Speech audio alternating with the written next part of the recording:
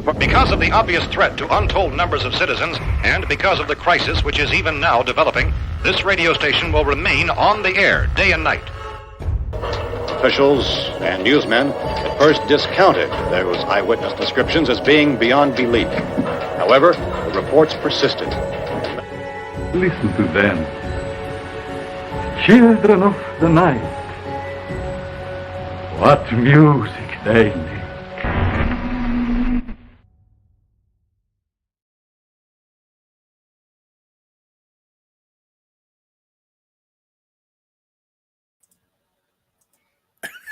Hey,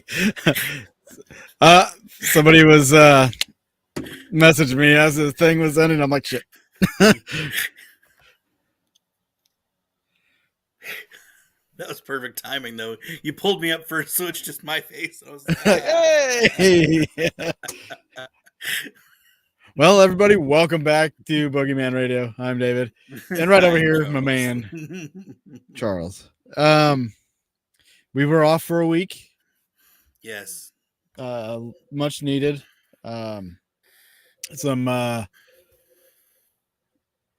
things happened in both of our lives. That it's weird, stupid January. Yeah, January sucks. But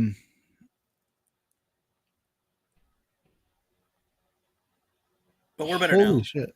Hang on a second. Oh gosh. Hi, Cassie. Wow. Did I miss something? No, well, I'll have to tell you after this. So, okay, I'm just gonna say this real quick because of this text.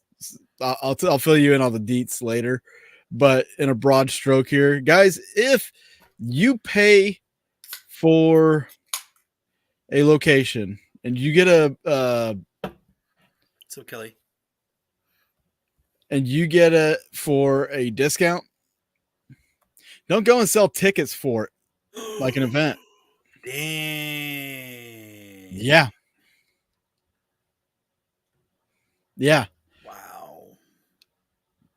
Wow. This is a bull. I'm sorry. I have to I'm going to tell her I'm on the radio, but I understand. I'll holler after.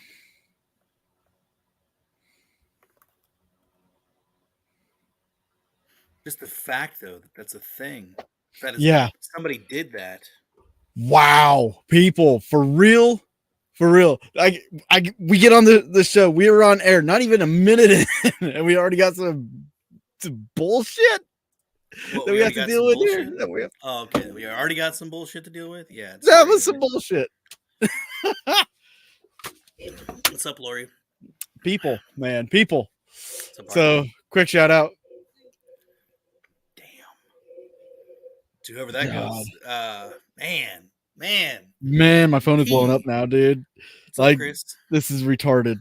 Oh, don't cancel us to YouTube or Twitch or anybody. Oh, Jane, you said it. You said the R word. Come on, man. It's in the guidelines. We're sure getting canceled now, even though we've said way worse shit. Yeah, no doubt. All right. So, what's up, Cassie? What's up, Kelly? What's up, Lori? What's up, Bernard? Weekend, Bart. Chris, what's going on? How's John doing? John is doing good. Well, about as good as he can be. For those of you that don't know, John, my equipment manager on Haunting History, former co-host with Paranormal Frequencies. His wife passed away on Sunday. Not this past Sunday, but the Sunday before. And Saturday was the funeral. So last week we had a lot going on with that. I know Charles had something in his family. Yeah. So we just had to take some time off. There's that. God, my phone. I'm not answering it. Blowing up now. I'm not answering it. Just put it down, Dave. Why does everybody come to me? Everybody comes to me about things. This one I understand, but I'm just saying, I'm getting multiple messages now from different people. This is good stuff. Maybe they're guys need to be watching the radio show. Instead of texting me, watch the radio show. Let's stir in the pot. Yeah. So that's why we weren't on this past week, guys. So now you know. Most of you already kind of knew. But we actually had this subject pulled up a few weeks ago. We just didn't do it till now. Yeah, just life sucks sometimes. It does. Part of the reason we chose this is because we were at Malvern Manor a couple of weeks ago, and we got to play with some new devices. You got to play with some new devices. I had to leave. You play with new devices. I mean, Katie's thing that Katie gave us was new. Yes, that's true. Yeah, So, there were some devices that we got to play with from Katie Stafford, and we made a vlog video, which for the channel, it is coming out this Friday. You guys can catch that at Friday. I think I set it for 10 a.m. to come out. But if you're on Patreon, you've probably already seen it because you guys get first look at everything. Yeah. Because you guys are special. That's right. I said it. I said it. That was a weak burp. So tonight we are discussing paranormal equipment, past, present, and future. Yeah. What does that mean? So, yeah. What does that mean? What does equipment mean, Dave? I'm kidding. The past, present, and future thing. Right. Like, has the paranormal field evolved? What do you guys think? Do you think there's been much evolution in the paranormal field? Well, after tonight, you might rethink that. Personally, yes. I think from the beginning of people reaching out to spirits, because back in the day, I feel like talking to spirits was more of you literally just sat there and talked to them. You didn't have a way to document any activity, right? Right. So the only way that you'd be able to have proof, or not even really proof, just if somebody else was there, like if people doing seances, right?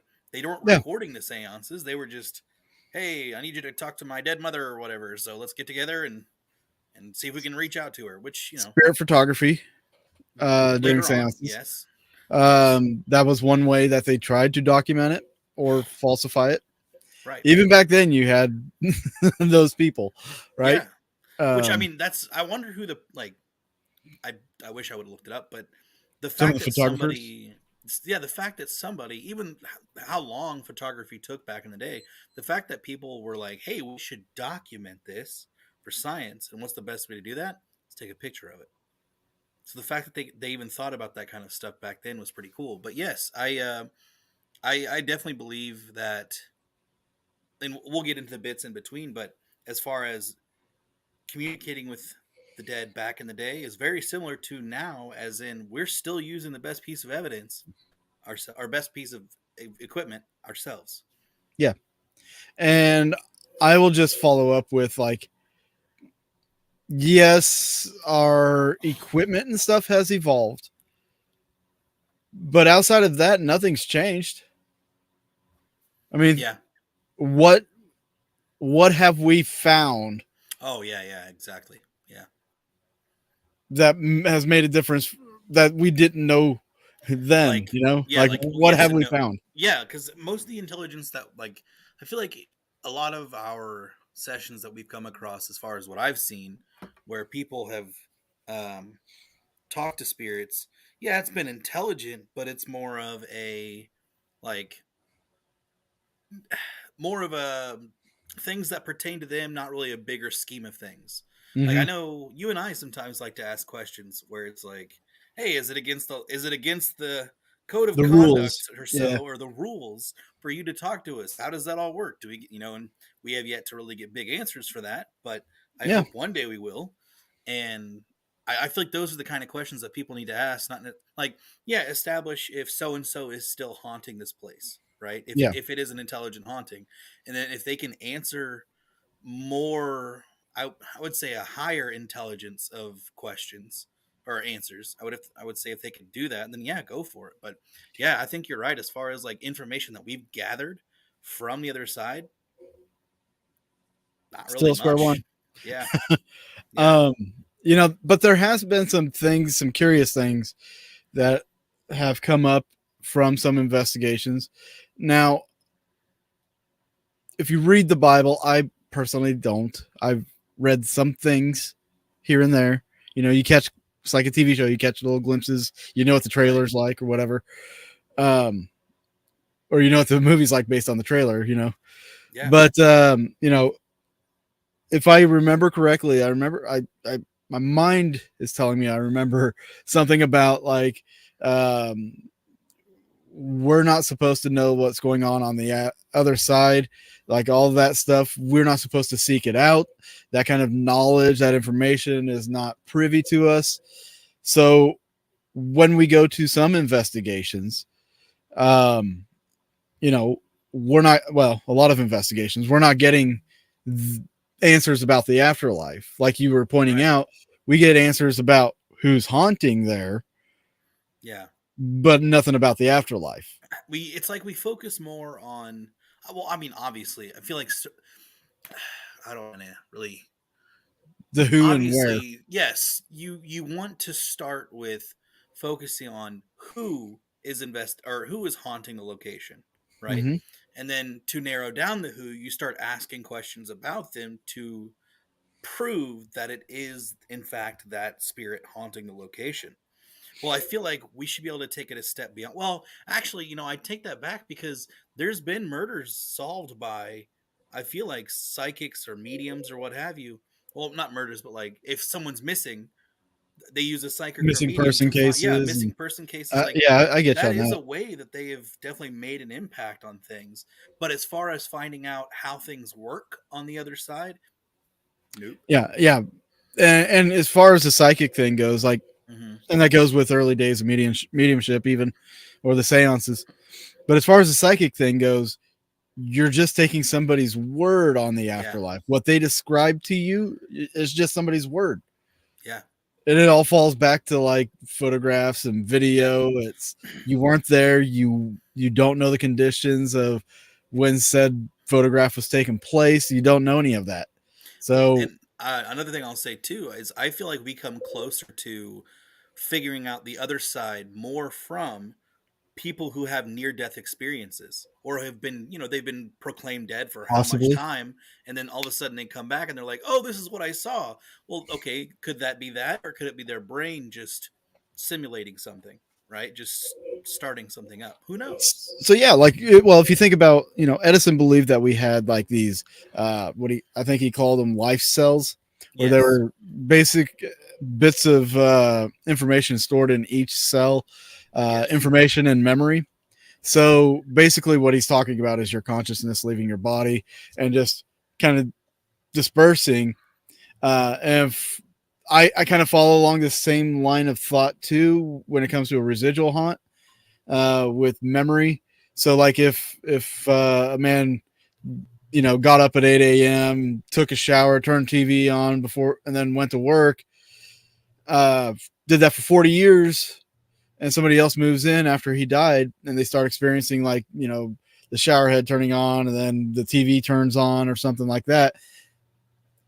So that would be residual energy. So like if that energy retained bits of information of memory and it disperses, and maybe every other day or every week, every month, once a year, it recollects, and that's when the activity happens. Yeah. Because of like laws of attraction, you would allow them to find each other and reconnect and all that crap. But as far as the intelligence goes, I think we are a lot closer to communicating than what we were. But as far as information from the other side, that's yeah. Well, I think we at one point, it was either our last Prophet show or the show before that, I think one of us like suggested that there could be a big turning point in the paranormal world coming up very soon. Yes. And I'm not trying to like predict the future, but it's just like we take a crack at it. And with the way things are going, and I think with some technology that's out there and how technology is just evolving and changing, it's literally some upcoming technology that we're going to be showing. That right piece at that right time could just change it all. Yeah. is how I absolutely feel. So guys, don't bounce, don't leave, don't do anything. Actually share this video, tell people that they need to watch, because later in the video, in this live stream, we're going to be showing you some things that are coming up, some things on the horizon in the paranormal field, some new equipment, some new things that are being worked on as we speak. Right. So real quick, before we get there though, obviously we're going to take a major step back. The seances and the early times of contacting ghosts. Now, eventually, I do feel like things evolved. You suggested earlier candles. Candles were used heavily as far as if you could manipulate the candle flame or something would happen. Maybe some people thought that was spirit contact, which I feel like some people still definitely use today. In fact, I went back for some reason last night I decided to watch the Holzer files again. Oh yeah. And in the episode they were using candle flame in the middle of their little seance. Yeah. My problem with the candle flame is people breathing. Oh yeah. We just gotta make sure you don't breathe. That's all. Just don't breathe at all. Yeah. Science today tells us, like sitting around a campfire while you're attracted to smoke is because people on the other side of you are altering the path of air flow. Yeah, but why does it feel like it follows me everywhere, Dave? I'll be on one side and it'll hit me up entirely, and then I'll go the complete opposite. Well, you're also helping to change the airflow when you move. Stupid. I know. Stupid. Bells were another good thing that I think that should still be implemented today. Trigger objects, man. That's kind of what they had, really. Yeah. You couldn't just rely on waiting to hear a voice or waiting to see an apparition. People started getting impatient. Impatient as fuck. Trying to make it a little bit easier try to make it easier for the spirits to contact us with more of a electronic source, right? Can we please have somebody make a Zach Bagans 1840s ghost hunt? Oh my god. That would be amazing. Bell rings. What are you, demon? Right. Did you hear that? It rang 3 times. It's got to be a demon. It's a portal to hell. Oh, and Lori says, I always get the smoke while Clay is 3 feet away and smoke free. There you go. See, I get it. I feel you there, Lori. I do. I'll tell you what, with the campfire smoke, go on YouTube and look up why campfire smoke follows you. You'll understand. One thing we can't obviously forget too is the invention of Ouija boards. Ouija boards was a huge turning point in the paranormal world. The early spirit box. It was less about people holding hands and having seances and more about, hey, I can do this myself. Don't touch me, but you can touch this. Exactly. Like, get your hands off me. I wonder if that was invented around the time that a major disease happened, because that would be kind of hilarious. That would be interesting. Not actually hilarious, but you know what I'm saying. Damn, Charles, you're twisted. A new way to investigate ghosts without having to touch each other. Right. What's up, Angel? That would be very interesting. The original board game, that's it was originally a board game, yeah. It's actually made by Parker Brothers. Gosh, just blows my mind to think that it was a board game. But I mean, I know it still is today. Don't get me wrong. Well, there's a lot of board games that are actually pretty freaking messed up. Life. Yeah. Did you know there was a space on Life for suicide? Nope. Yeah. Look up the older ones. They had it on the older ones, but just look at the stuff on some of these board games, man. Some of them were pretty screwed up. The history on them were screwed up. Yeah, I didn't know that was actually a thing. Also, look up the history of, what was it? I think Monopoly. Candyland. Candyland was a messed up one. I think for some reason I Shoots and Ladders. Shoots and Ladders was a messed up one. Okay. Anyways, that's we can talk about that for another show. So eventually, obviously, after the boards, the candles, the bells, pictures. I mean, there's been some pretty good black and white photos of spirits captured. I feel like that were, in fact, one of the most famous anomalies captured, I should say. One of the most famous is the brown lady. The image of the brown lady. Yeah. I wish I thought about it. I would have had the picture up here for you guys, but gosh dang it. You can look it up. But that's a photo that was taken in the 1800s, I believe, late 1800s. Very peculiar photo, but as a skeptic, photographs back then, you'd come up with a lot of double negatives. That's true. Because that was the slowest shutter speed. You had the big old flash bulb out here, the guy under the hood, like, okay, I'm gonna take a picture when the thing blows up in my hand. Wonder if they ever got shrapnel in their hand. Anyway, probably. So I have an article here that I want to talk about, and it kind of goes over multiple great inventors who were actually curious in the paranormal, and obviously these inventors try to use different kinds of devices and stuff. But I will say, I don't think they mentioned Tesla in this, which Tesla stumbled upon some things. Yes, he wasn't trying. I feel like he wasn't purposely trying to reach out to the dead. It just kind of possibly happened. Yes, for him. So for this one, this is a different article, but I'll start with this one first. The mysterious signals that Tesla received could be linked to what is known as the, obviously, EVPs, and Tesla was one of the first men to experiment with the necessary electronic receiving equipment. The very same equipment, albeit more sophisticated than Tesla had the access to use it.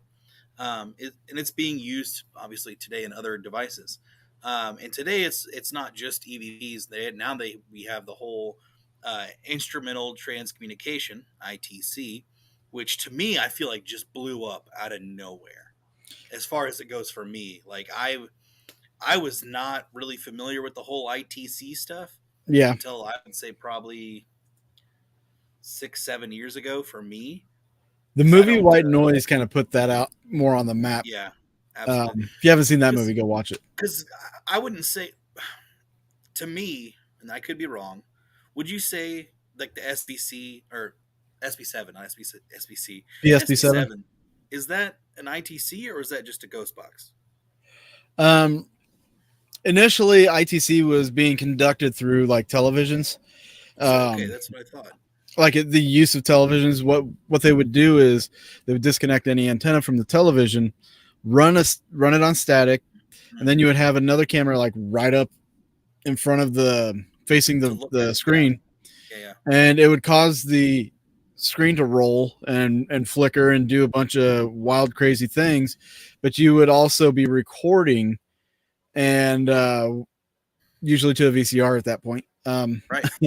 But when you'd watch it back, you'd have to slow it down to catch some of the images, but people would see faces of the dead in some of the images. There's some amazing, I'm sure we could find some great stills from early ITC. But then the ITC field moved into an audio spectrum. People stopped using, the video for some reason. Which I don't understand. Maybe they thought that was kind of the future, where it's directly talking to them instead of seeing like pictures. What I think it is, it's more of a what's the word for it? Maybe lack in tech, or no, it's just I can't think right now. When something's more easily accessible. Oh, okay, yeah. More readily accessible. You get with ITC and with audio in the spirit boxes, you get your answers right then and there, where you don't have to go back and review. People have it right then and there. With the television thing, you would have to go back over it, slow it down, watch it, see if you captured anything, and that's a little more time consuming. And I don't think people nowadays, because with the inventions of with cell phone apps and the way everything moves now, it's so fast. Information, it comes direct, and goes. They have the direct link, just easy. So so I think people have gotten accustomed to that. So they don't want to take the time to go back over things to review it all and see if they captured something. So I think that, instant gratification. I think that has a lot to do with why people moved in a certain way, like with ITC. Now I'm starting to see some people bring back the TVs. Which that is good. idea. I think that's a great thing. but it's really not a common thing anymore.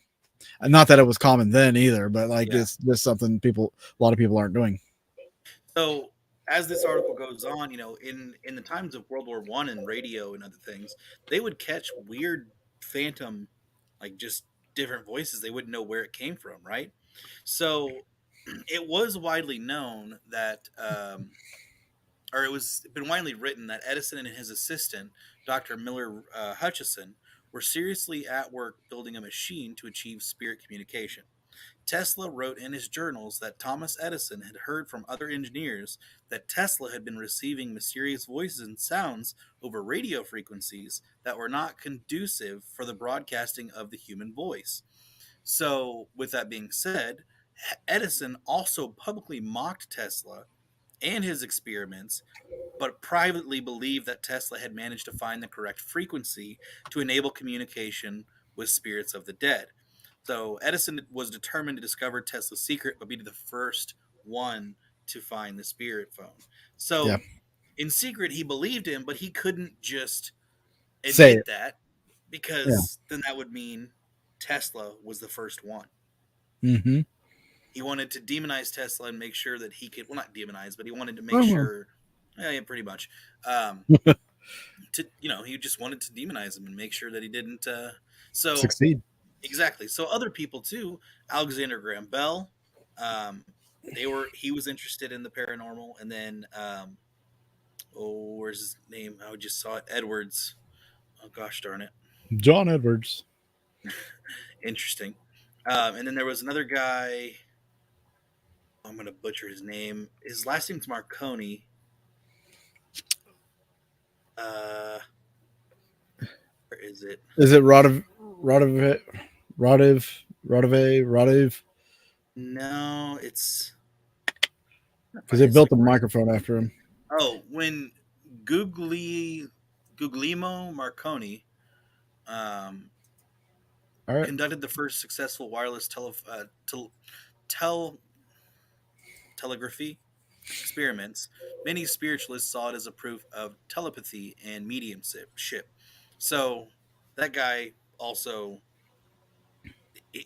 he invented the telegraph without wires, even though the most determined opponents of telepathy must allow for its possibility. So the fact, like, could you imagine being around in the day that somebody gets something like projected across, like we use it today, like in everything. We get images without having actual wires to where the image is coming from. Could you imagine people thought, well, this is from the spirit world, or this is from out there? Some people even say it's from aliens. I mean, alien broadcasts. Exactly. Like just aliens is all over it. Yeah. So obviously Edison was trying to make a spirit phone. Tesla accidentally stumbled upon stuff, which I find that so interesting that he just happens to find a bunch of stuff. Yeah. I feel like, in a different alternate timeline, Tesla just like figured out everything, Yeah. And Edison was at one point, he was actually trying to build a phone to speak to the dead. Literally to talk to the dead. So, and I honestly, using Tesla's technology, I mean, cell phones nowadays, all of that's Tesla's technology. That's stuff from over 100 years ago that we're using right now. Well, so Dr. Miller Hutchison wrote that Edison and I are convinced that in the fields of psychic research will yet to be discovered facts that will prove of greater significance to the thinking of human race than all the inventions that we have ever made in the field of electricity. So they knew back in those days that there was great things to be had on the other side in the field of psychic research. So with that, being said, I do an experiment with cell phones. I started doing this a long time ago, where we would have somebody that's not at the location call in, and we'd put them on speakerphone. We set the phone in an area with a recorder, and we leave, and they do an EVP session over the phone. The thinking of that is when we're speaking in acoustics, but then we go with the cellular device, and we start using electronic frequency. So we're changing the frequency types that we're using. So whoever's speaking over the cell phone is speaking on a whole new frequency. And the idea is to try alternative ways to connect with entities, to make communications. Now we have found that about 60% of the time we get weird things that happen. We've actually captured EVPs doing this, and I'll play them on our Patreon for our Patreon members. They're pretty interesting. Yes. I've captured EVPs doing this. The people making the phone calls, sometimes they'll hear static, sometimes they hear voices on the phone, sometimes they'll hear stuff that sounds like it's in the room but coming over the phone. On our recorders, we'll hear stuff in the rooms. We'll hear voices. We'll hear stuff coming over our end of the phone. It's so weird. It's not a clean phone call. It's just a weird things happen when you do this in a haunted location. So, Yes. in a sense, we're utilizing Tesla's technology to communicate with spirit. Right. And that's just something modern, and it's something that, again, not a lot of people do. So I want to go over an experiment here that was done back in September 15th, 1952 by two Catholic priests. So Father Ernetti and Father Gimli, that's what it says, we're collaborating on a musical research project. Ernetti, as an internationally respected scientist and physician, philosopher, and music lover, and Gimli, whatever his name is. It's Gemilli. I'm just saying Gimli. Fair enough. Gimli, yeah. As president of the Papal Academy, right? The two men were trying to record a Gregorian chant, but a wire in their equipment kept breaking. Gimli looked up and asked his dead father for help. To his amazement, his father's voice was heard saying, "Of course I shall help you. I'm always with you." And then they repeated the experiment, and the voice, even clearer than before, said, "But Zucchini, it is clear. Don't you know it is I?" Gimli was astonished. No one knew his childhood nickname but his father. The priest was suddenly afraid, for as a Catholic priest, he had no right to speak with the dead. Troubled, the two men eventually sought an audience with Pope Pius, Pope Pius the 12th, I think. X is 12, right? In Rome. So X is 10. X is 10. Yeah, so it's XII. That's 12. So Gimli told the pontiff of his experience, and to his surprise, was reassured. According to the 1990 translated text of his meeting, Pope Pius told Gimli, "You really need not worry about this. The existence of this voice is strictly a scientific fact and has nothing whatsoever to do with spiritualism. The recorder is totally objective. It receives and records sound waves from wherever they come. This experiment may perhaps become the cornerstone for building of the scientific studies which will strengthen people's faith in hereafter." So I had never heard about this until I just read this. But the fact that the Pope of the time was just like, "Nah, it's cool. It's science. It's a chance for science and spiritualism to come closer as one, or science and faith to come closer as one." And I mean, that's cool. So it wasn't that he used candles or he reached out to someone specifically. Like, well, I guess he did kind of reach out. He did ask for his father's help, and he did help him, but it wasn't a spiritual reaching out. It was more of a just asking a question. Now, another method I'm going to throw out there that's still in use today: dowsing rods. Yeah. A lot of people use them. They were initially used for finding water or precious stones, gemstones, things of that nature. But people started using them as a communication device, feeling that the spiritual energy could use them to cross them to answer or direct people or what have you. A lot of people still use these. The I don't know. The skeptic in me, I don't particularly care to use them. Well, it's human manipulation. Yeah. Which I totally understand. It's so hard to tell with people being shaky or it's like, to me, it's like people holding a pendulum like go up and down for yes and this way for no. And well, and people sometimes also need to understand that your mind can affect what that device does. Mm-hmm. Or what they do. A good example would be that pendulum. If you do a piece of paper and you draw a line on it and you put it one way and hold the pendulum over it, that pendulum will swing with that line. You turn the line and the pendulum will slow down and then start swinging with the other direction of however you got the line. It's a psychological thing your body reacts to, and it just, you end up doing it. Slight movements, you don't even see it. Oh, my ears it's so slight. Of course. Angel did say, or has asked, have you experienced a person that was haunted? Like just haunted stuff followed them anywhere? Yeah, I have. But I'm not going to go into it just because it's not the topic of the show, and we are a little limited on time here. Yes. But we'd be more than happy to talk about that with you on the After Dark or later. Yeah, sure. Or on the After Dark. Or on the After Dark. So let's kind of fast forward a little bit because we don't have a whole heck of a lot of time here. Let's talk about modern devices. Yes. There's a boom. There was a boom of devices, and honestly, it's because of the influx of people investigating in the field, the popularity growing. We can thank ghost hunters for that.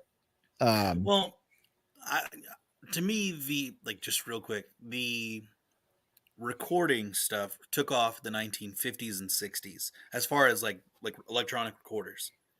Like that's I'm talking about the boom in equipment and everything. Oh, okay, got you. Sorry. That's the boom in equipment. The equipment came when the investigators came, the researchers, the ghost hunters. There's something to this. Once the show came out, everybody's like, I can do this. I want to do this. Let's do this. And then everybody and their cousin was doing it. Is that a good thing or a bad thing? I mean, it's a both, I guess. Sword. Yeah. You know, we've got to see some interesting devices come out that have helped the communication the process. Influx of people, but sorry. Well, I know. Well, with the influx of people came the influx of equipment. That's true. Because you had more people wanting to build stuff for this particular field, or coming up with new ideas on how to repurpose things. Like the infrared thermometer was a big piece of equipment that everybody had to have. Yeah. And what that was an infrared laser that would read surface temperatures. People didn't compute that. They thought, anything that passed in front of it was getting picked up. But it read surface temperatures. Now, I will say I have used it and seen the temperature drop 12 degrees on an item because we actually asked it to, make something cold there, like a doorknob. I remember early on of watching like Ghost Hunters and Ghost Adventures as a wee little tot, mostly Ghost Hunters. And to me, the coolest thing was the thermal camera. The thermal imaging camera was one of the coolest pieces of device. And it's so simple, right? Like when you really think about it, let's just capture the the temperature of everything and put it on a camera. That was, but every time they used it, my mind was blown. I love that piece. That piece of it. Thermal imaging, the thermometers, the IR thermometers, that stuff was repurposed. Like the IR thermometers were being used in automotive work, so you could find leaks and stuff on your engine. Thermal EMF imaging detectors. Yeah, EMF detectors. Thermal imaging was used for finding rodents, military use, military purposes. I didn't know this, but some people actually use Geiger counters too during investigations. Yes. I didn't even think about that. Never even occurred to me, honestly. But just like you said, the repurposing of certain technologies to be used in the investigation of the spirit. I think one of the coolest things that we had many, many years ago, there was a portable ultrasound device that was out there. We actually had one of these with the dish array on the front. No, that's a parabolic mic. Yeah. Okay. Ultrasound thing. Basically, it was one that you would put on a pregnant lady, to hear the heartbeat and Oh, stuff like that of a yeah, baby yeah. and hear everything going on inside the womb. But it also used ultrasonic frequencies. Okay. So we started to toy with that and tinker with that, but something happened and it went missing. Huh. Yeah. And I don't even remember how we got it. Like, I don't remember how we got it. But yeah, we were trying to see ghost babies. Yeah, exactly. But at that time, that's when we had that was when people were just beginning to use the Xbox cameras and even The the Kinects. Wii remotes. The Wii remotes also had a camera in them. People don't realize this. It was cool. Yeah. You would actually your screen would be black, and you would see you almost like a thermal image. Yeah. But it also would draw out like the stick thing, but not to the Draw extent stick that figure. the Xbox It's one like a did. ray tracing kind of thing, but like Yeah. tracing. People were just starting to tinker with that technology, and I'm still not fully sold on Kinect style cameras. right. Like it's gotta be like literally not pitch black, but like if it's pretty easy to tell if a stick figure maps out on an object in the room or trim on a door or Right. you know what I mean? Like it's pretty obvious. But if it was something where it was like, oh, it's just a space in the room and there's nothing for it to map out on, and then boom, a stick figure pops up. That's a little different. Okay, hang on. Kelly asks, opinion on listening to white noise while other senses are deprived. Been watching Kindred Spirits lately, and they seem to use that a lot. Well, they're not necessarily using white noise. They're using a PSV7 spirit box, and they're just blindfolding themselves and wearing sound canceling headphones, but they're hearing the spirit box through the headphones. That's what they're doing, and they're focusing on what's coming through on the spirit box by taking away their sight, and then they can't hear the other person asking questions. It's a lot of people are doing that. If I was to do something like that, though, my thing is I don't want it as a consistent just not a something like that. Just give me a straight white noise machine and see if I can hear something. I'd love the problem with that is you will hear something at some point because of audio hallucinations. Really? Sound matrixing. Okay. It's a thing. It's like listening to running water for a long time. You can start to hear talking in it. I can see that. I can totally see that. Yeah, and that's what happens with white noise as well. You start to hear things. So with that breakup, it helps. The breakup definitely helps. Okay. We've done, like, I think you've seen when I've done my audio or my sensory overload, because a lot of people started using sensory deprivation, kind of blew up there, got out of hand, where people were blindfolding themselves and putting themselves in a room and all that. Anyway, that's a psychological thing. It's not necessarily just sensory depth. Yeah.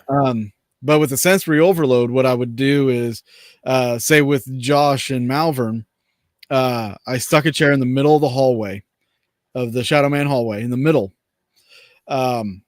I blasted the area with charged ions for 5 hours, and I shut the doors so there was no ions getting out. We charged it for 5 hours. He was to sit there in the chair facing down the Shadow Man hall with pink noise, which is just a different frequency than white noise. Playing pink noise, having a strobe light going off in front of him. And so, like, in doing so, you're playing on so many senses. You have your audible senses being screwed with the noise. You have the charged ions in there, creating an effect on the body. You have the sight of the strobing effect down the hallway, and then you have like the psychological aspect of being in the middle of the hallway with your back exposed, like being in an ocean with sharks in it. So you have a lot of things playing against you and just kind of overloading you. But right. Josh had to sit in that chair for 20 minutes. Right.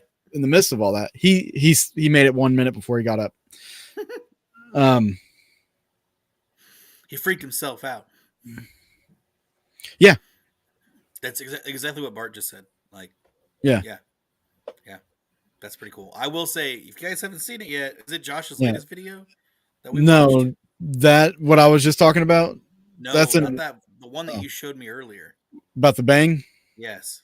Yeah, that's one of his. Not his most recent, but second most recent. It came out last week. You guys should check out Josh's videos. He's on some pretty cool stuff, like very interesting stuff, I think. But anyways, so where were we? We were back to the static noise, the newer devices kind of coming out today, and it's changing the paranormal world as we know it. I still think the ITC direction that it went, where we're still concentrating on FM and AM radio frequencies. It's just any ghost boxes really, like something and something else I had mentioned to you earlier. I'm still not fully aware or sure that I trust this ghost tube app when it comes to phone apps. There's only really one app that I do trust so far, and it's because somebody who I know that I trust, that has had many years in software and stuff like that, has gone through the app and tells me that it's legit, and that's the Echo Vox. I'll still use the Echo Vox every now and then for sure. Yeah, we had some But cool stuff in McIntyre with it. yeah, absolutely. And I mean, shoot, I've had Spanish come through that thing at the jail and Marshall's home in Independence. And that thing's not programmed for voices. There's no voice phonetics programmed in that app. I mean, it's got phonetics. It's just not. Yeah, but it's not like no like words. actual words. Yeah, no library, no dictionary. Yes. Yeah. So for it to speak Spanish, it's just like, huh? What? All right. And people that have been following me for years, they know I'm not one for phone apps. Yes. Because there's so many things that a phone can do that we don't know exactly how much of it we can trust. Early on, stuff like ghost detectors and stuff like that, they list, that they're for entertainment purposes only. Yes. Some people have developed apps to be actually used for paranormal research, and that's fine. But you got to be like I was telling you earlier, those phone apps along with other devices, because phones can obviously set off EMF. Yeah, like I was telling you earlier, our phones listen to us. Yeah. You talk about if you talked about diapers for about 5 minutes in front of your phone, I guarantee you scroll on Facebook sort of ad, or something, you'll find diapers.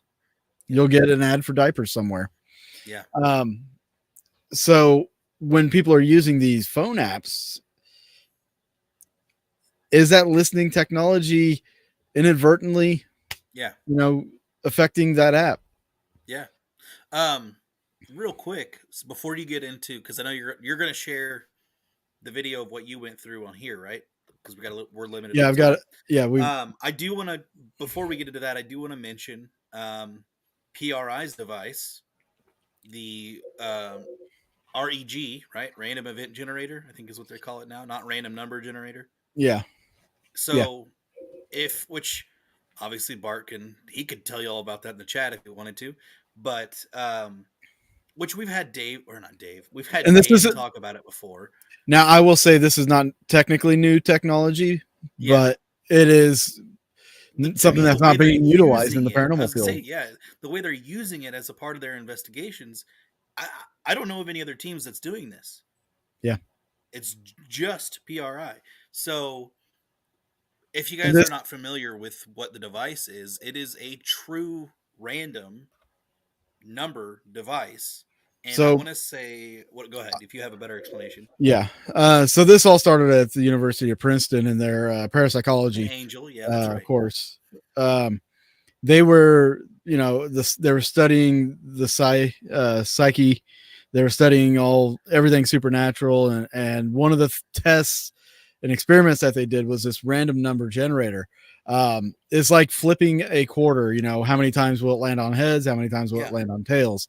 And basically it's cycling through numbers. And when you get repetition, that would signify an event. And this was something that happens, that they use to monitor events worldwide. And actually, what's really crazy about this is when they were doing their tests in the early 2000s, it spiked, I think, just several minutes before the Trade Center was hit. The World Trade Center was hit.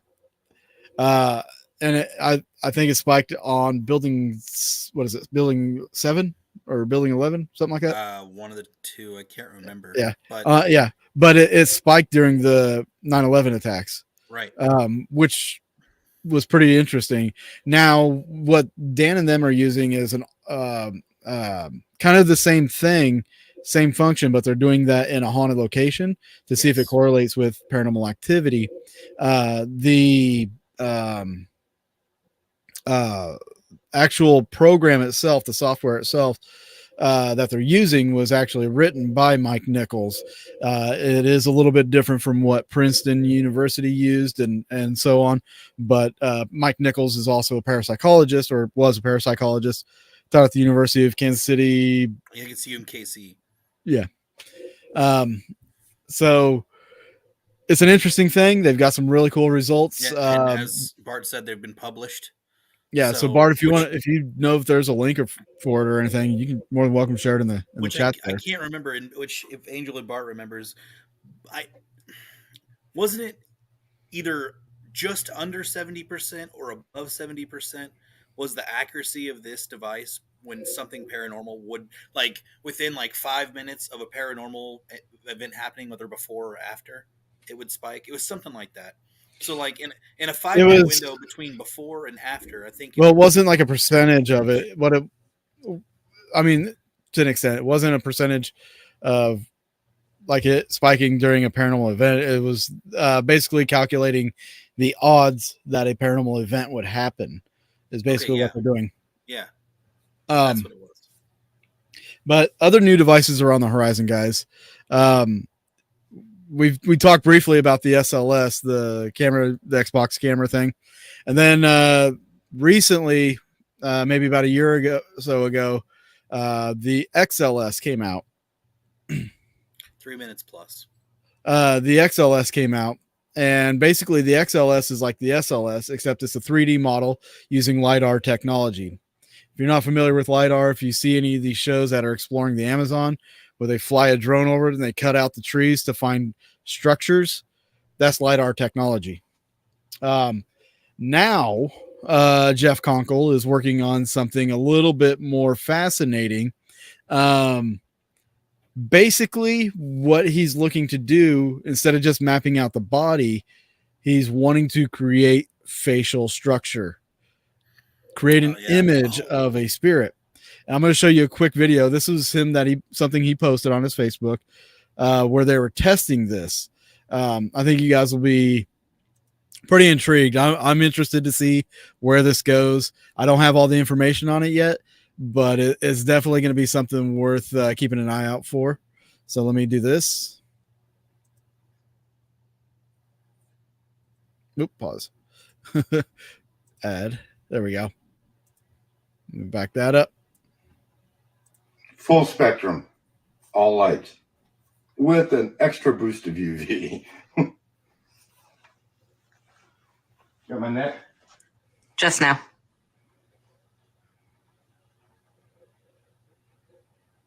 And I've got your face. Tilting. Lost it. Okay. Okay, got your face. Yep.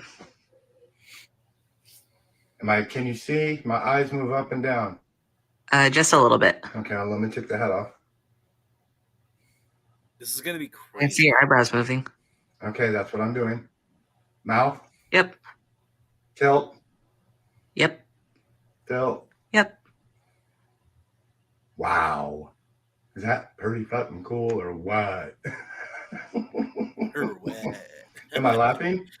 Is it showing the smile? Is it creepy or what? Yeah. Is it really creepy when I do this? Okay, you can stop the recording. So that's something that is in the process, I guess. I'm keeping up with that, seeing how that goes, where it goes. Very, very interesting stuff. I'm sure they'll use it on Ghost Adventures. I was just about to say that. I'm like, I'm sure Zach's gonna be all over it. Well, I mean, he is the equipment manager for Ghost Adventures now. So, There you go. But yeah, I'm fascinated with that. Bart went ahead and dropped the link to the REG guys. So if you want to check out that article, it's right there. Oh yeah. One other. Yeah, go ahead. We've only got 5 minutes left, so I want to throw this out there. Go ahead. One other piece of equipment that we came across. If you follow Josh Hurd on his YouTube channel, you may have seen this. A fella named John Kosis he's built his own ghost box, and it's not like your typical ghost box that cycles through frequencies, radio frequencies, which will cycle on linear or non-linear, basically randomizing or not. This actually, I'll just let him explain it in the video. This was an interesting box. This was the first time I got to use it and try it out. So the night vision portion of this is him explaining it. And then we did something that was pretty cool because of some of the noise interference. We set it down in the nurse's station. We put in like a microphone, a sensitive microphone in the hall with it. And we had a receiver back in the kitchen. And we asked our questions from the kitchen to be answered down in the nurse's hallway, the nurse's station. Now, some of you don't know that there was a person named Foy who died in the kitchen of Malvern Manor. And I asked Foy to go down to the hallway to use the device to speak with us. And something interesting came across, and I hope you guys are able to hear it. Put those headphones on. So as investigators, we use recorders, and obviously, and we get home and we listen to our audio and we find stuff like, oh my God, I can't believe there's an EVP. What a thrill, right? Yeah.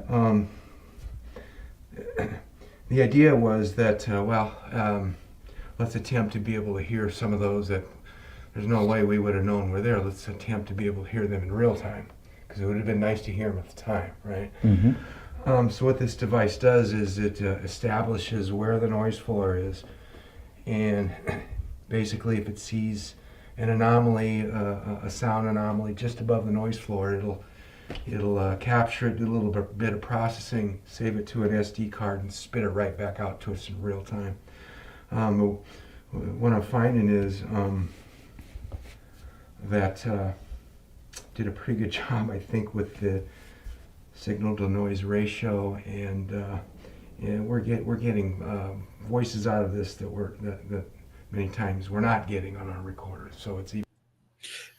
That's key right there, dude. That's so key. Just so you know, he's not comfortable in front of the camera, obviously. Yeah, but we'll keep going.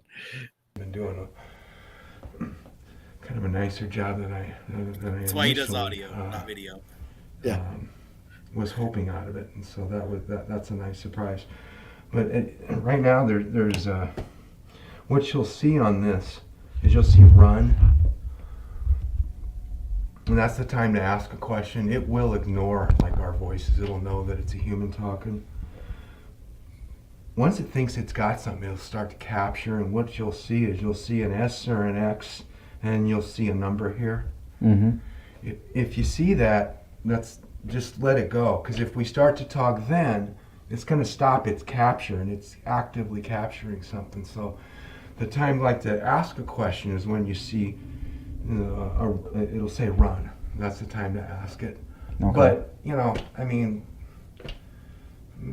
if we make noises or we talk when whatever, it'll be fine. But I think it's good to point Okay. that out to you. All right.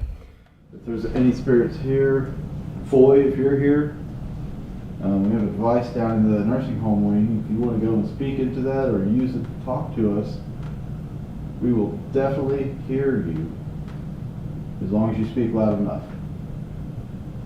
So if you want to speak to us, please go do so.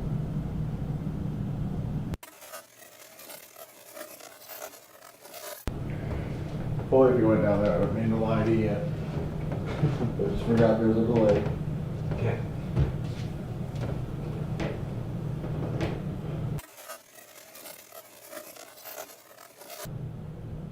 Brown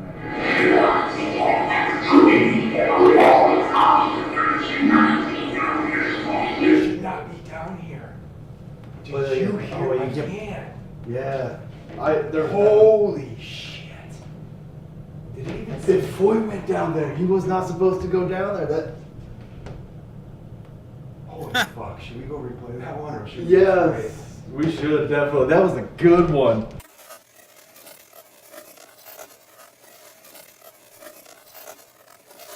Yeah.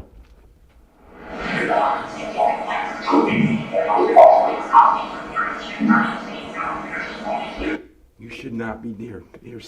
Play it again. You should Yeah, say- step back. Give. Okay. You know. Yeah.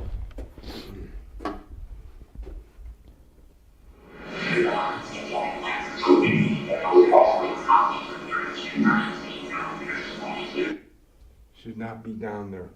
Right there at the end.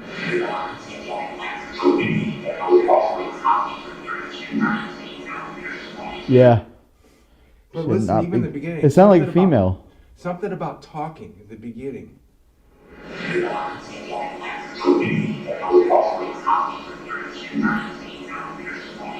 I think it might be you should not be down there, Floyd. I was just about to Or say Foy. that. Cut off at the Oh end. my Take it out. gosh, yeah.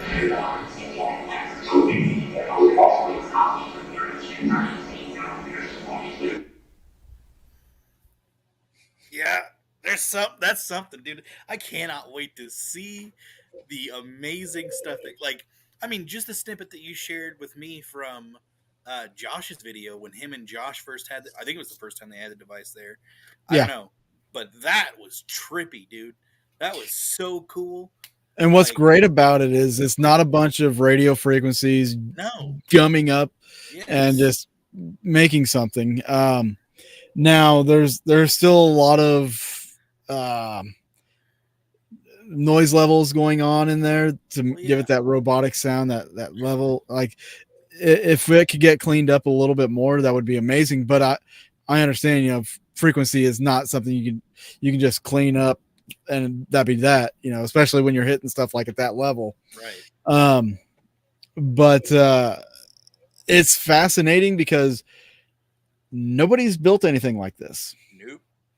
And I think he is actually in the process of building a new version of this. Yeah. Well, So I don't know what changes he's going to make. this is a whole different direction than where Yeah. the paranormal field has been heading as far as capturing and playing. Like, just the fact that something can play back, like that's awesome. So, yeah, we're gonna keep in touch with him. I can't wait to see what he does. Dude, with the audios that I've heard come from that, or what I believe I've heard come from that, that's been highly intelligent responses. Highly intelligent. And the one, like I said, that I thought we had before, we talked about, that could be the peaking of a whole new, like, just a peak into It's a new the other direction. side. Yeah. And yes, Bart, you are right. You can clean it up, and I'm not saying you can't. It's just it's going to take a lot to clean that up. specific programming and stuff like that. Yeah. So with it being able to just take that right there and process it really quick and spit it out, I think once he gets things set a little bit better, I think it'll with this new version, who knows? I'm interested to see what's going to happen. Me too. I'm so excited for it.